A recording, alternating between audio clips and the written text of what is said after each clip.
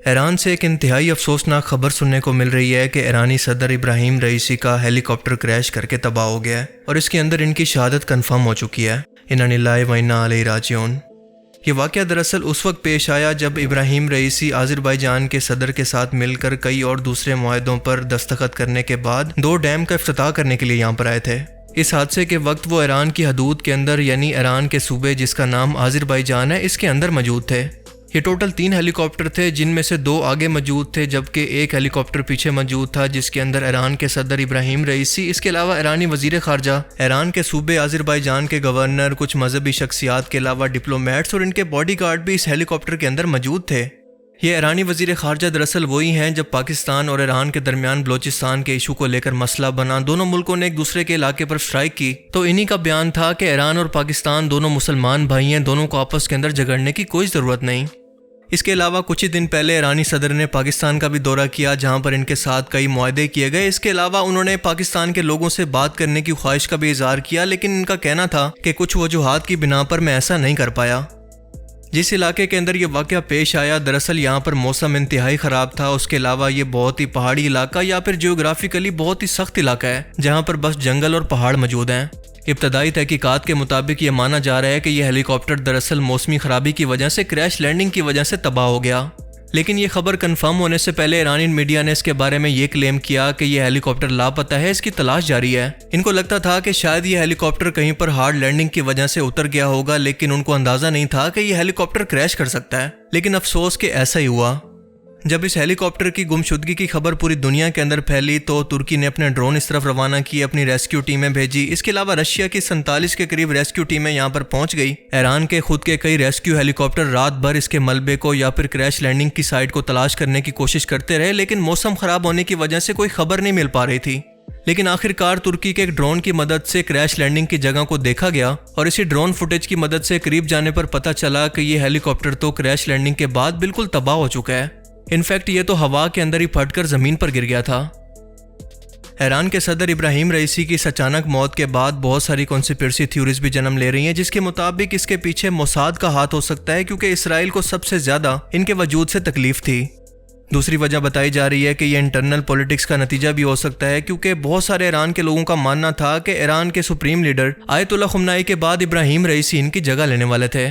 اور تیسری پاسبلٹی واقعی یہ ہو سکتی ہے کہ یہ دراصل کوئی حادثہ ہی ہو، لیکن حالات کو دیکھ کر یہ کہا جا سکتا ہے کہ یہ بہت بڑا کوئنسیڈنس ہے جسے اگنور نہیں کیا جا سکتا کہ اگر واقعی موسم خراب تھا تو 3 میں سے صرف ایک ہی ہیلی کاپٹر حادثے کا شکار کیوں ہوا، اور ہیلی کاپٹر بھی وہ جس کے اندر انتہائی اہم ترین ایران کی شخصیات سوار تھیں۔ یہ بہت ہی اہم سوال ہے۔ ایران کے اندر قاسم سلیمانی کی موت کے بعد یہ دوسرا سب سے بڑا حادثہ ہے کیونکہ ان کی عوام بھی رات بھر سڑکوں پر رو رو کر یہ دعائیں کرتی رہی کہ ان کے صدر خیر و عافیت سے ہوں، ان کی موت کی خبر جھوٹی ہو، لیکن افسوس کہ ہوا وہی کچھ جس کا ڈر تھا۔ ایک ہی ٹائم کے اندر ایران کے صدر، ان کے وزیر خارجہ اور ان کے صوبے کے گورنر کا مارے جانا انتہائی افسوسناک اور انتہائی قابل تشویش ہے۔ ابراہیم رئیسی وہ شخصیت ہیں جنہوں نے ایک بار پھر سے امت مسلمہ کو اکٹھا کرنے کی کوشش کی تھی اور وہ پاکستان کے اندر بھی آ کر یہی کہنا چاہ رہے تھے کہ میں پاکستان کی عوام کو یہی پیغام دینا چاہتا ہوں کہ تمام مسلمان امت مل کر اسرائیل کے ظلم کے خلاف اکٹھی ہو جائے، تمام مسلم لیڈرز بھی ایک ہو جائیں۔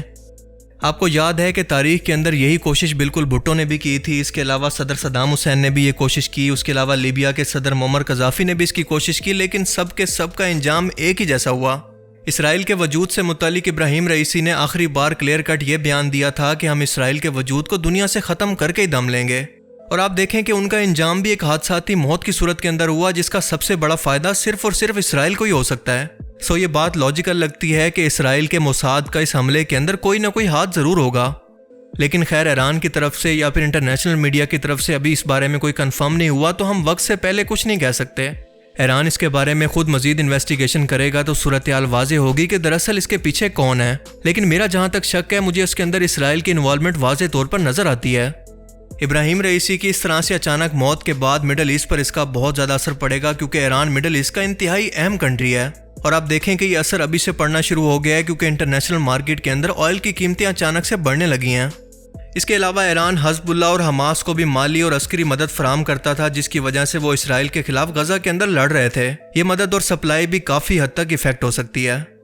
لیکن اگر بات کریں کہ کیا ایران کے اندر اس کی وجہ سے پولیٹیکل انسٹیبلٹی آئے گی تو اس کا جواب ہے کہ ایسا ممکن نہیں ہے کیونکہ ایران کے اندر آج بھی پولیٹیکل سسٹم ایسا ہے کہ وہاں پر سپریم لیڈر ابھی تک آیت اللہ خمینی ہے، جو کہ سب سے سپریم ہوتا ہے۔ آرمی، جوڈیشری اور اس کے علاوہ اسٹیٹ میڈیا سب کچھ اس کے انڈر ہوتا ہے، اور اس کے بعد صدر کی باری آتی ہے جو کہ دوسرا سب سے اہم ترین عہدہ ہے۔ اس حادثے کے اندر استعمال ہونے والے ہیلی کاپٹر کا نام ہے بیل 212، جسے امریکہ نے بنایا ہے، اور یہ گورنمنٹ آفیشلز اور ان کے پرائیویٹ ٹورز کے لیے استعمال ہوتا ہے، لیکن اب اسے امریکہ نہیں بلکہ کینیڈا کے اندر بنایا جاتا ہے۔ آخری بار یہ سپتمبر 2023 کے اندر UAE کے اندر کریش ہوا تھا، اور اب کی بار ایران کے صوبے آذربائیجان کے فوریسٹ، جس کا نام ہے ڈزمار فوریسٹ، یہاں پر گر کر تباہ ہوا ہے۔ ایرانین عوام کے لیے یہ تمام صدمہ ایک طرف، لیکن اس کے بعد سب سے اہم سوال یہ کھڑا ہوتا ہے کہ اس کے بعد ان کی جگہ کون لے گا؟ اچھی بات یہ ہے کہ ایران کے اندر اس کے متعلق واضح طور پر قانون موجود ہے کہ اگر اچانک سے صدر کی موت ہو جاتی ہے تو اس کی جگہ پر وائس پریزیڈنٹ اس کی جگہ لے لے گا، جن کا نام ہے محمد مخبر۔ عرب ملکوں عراق، قطر اور ایون کے سعودی عربیہ نے بھی اس پر گہرے دکھ کا اظہار کیا۔ اس کے علاوہ رشیا، چائنا، انڈیا، پاکستان نے بھی اس پر گہرے دکھ اور افسوس کا اظہار کیا۔ اس حادثے کی ٹائمنگ انتہائی اہم ہے، اور یہ اسرائیل کے لیے انتہائی خوشی کی خبر ہے، کیونکہ غزہ اسرائیل جنگ کے اندر ایران نے اس کو بہت ہی ٹف ٹائم دیا ہوا تھا۔ ایون کہ ایران نے تو پہلی بار ڈائریکٹ اسرائیل کے وجود پر حملہ کرنے کی جرت بھی کی تھی، اور یہ اس چیز کا بدلہ تھا جب شام کے اندر ایران کی ایمبیسی پر اسرائیل نے ڈائریکٹ حملہ کر دیا۔ اس کے علاوہ ایران نے انٹرنیشنل لیول پر لابنگ کرنے کے علاوہ غزہ کے مسلمانوں کی مدد کے لیے حماس اور حزب اللہ کو بھی مالی طور پر مدد فراہم کر کے اسرائیل سے لڑنے کے لیے کھڑا کیا ہوا ہے۔ اب دیکھنا یہ ہے کہ ایران کی یہ پالیسیز اسی طرح سے جاری رہتی ہیں اسرائیل کے خلاف، یا پھر ہمیں اس کے اندر کوئی چینج دیکھنے کو ملے گا۔ سب سے حیرت کی بات یہ ہے کہ جب اسرائیل کو یہ بتایا گیا کہ ایران کے صدر پچھلی رات سے غائب ہیں، تو اسرائیل کا جواب بڑا مشکوک کن تھا۔ ان کا کہنا تھا کہ ہمیں اس بات کی خبر ہے، لیکن ان کے قتل کے اندر ہمارا کوئی ہاتھ نہیں۔ حالانکہ ابھی تک ایرانین میڈیا پر اور انٹرنیشنل میڈیا پر یہ خبر ہی نہیں چلی تھی کہ ایران کے صدر کسی حادثے کے اندر مارے گئے ہیں۔ اس وقت تک تو صرف ان کے لاپتہ ہونے کی خبریں تھیں، لیکن اسرائیل نے یہ وقت سے پہلے کیسے کہہ دیا کہ وہ مارے جا چکے ہیں، اور ہمارا اس کے اندر کوئی ہاتھ نہیں، جس کا مطلب ہے کہ چور کی داڑھی میں تنکا۔ اور اسی لیے اس وقت بھی اس حادثے کے بعد پوری دنیا کی مشکوک نظریں سیدھا اسرائیل کی طرف ہیں، کیونکہ اس حادثے کا سب سے بڑا بینیفیشری اگر کوئی ہو سکتا ہے تو وہ صرف اسرائیل ہی ہے۔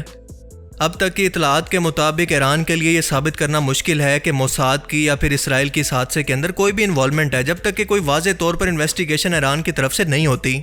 اور دوسری طرف یہ بھی ممکن ہے کہ واقعی موسمی خرابی کی وجہ سے یہ ہیلی کاپٹر کو انسیڈنٹس کی وجہ سے کریش کر گیا ہو، لیکن اس کے چانسز لاجیکلی بہت ہی کم نظر آتے ہیں۔ امریکہ نے تو انویسٹیگیشن سے پہلے یہ کہہ دیا ہے کہ ایران اب ڈائریکٹلی اسرائیل کو اس کے لیے بلیم کرے گا۔ دیکھیں، اس حادثے کے بعد آنے والے کچھ دن انتہائی اہم ہیں، کیونکہ ان کے اندر ہمیں پتہ چلنے والا ہے کہ ایران کی تحقیقات کے بعد اس کو موساد سے متعلق کچھ ثبوت ملتے ہیں کہ نہیں۔ اگر ملتے ہیں تو ایران کا ریئیکشن کیا ہوگا؟ ڈیفینیٹلی یہی ہوگا کہ ایران اس کا بدلہ ضرور لے گا،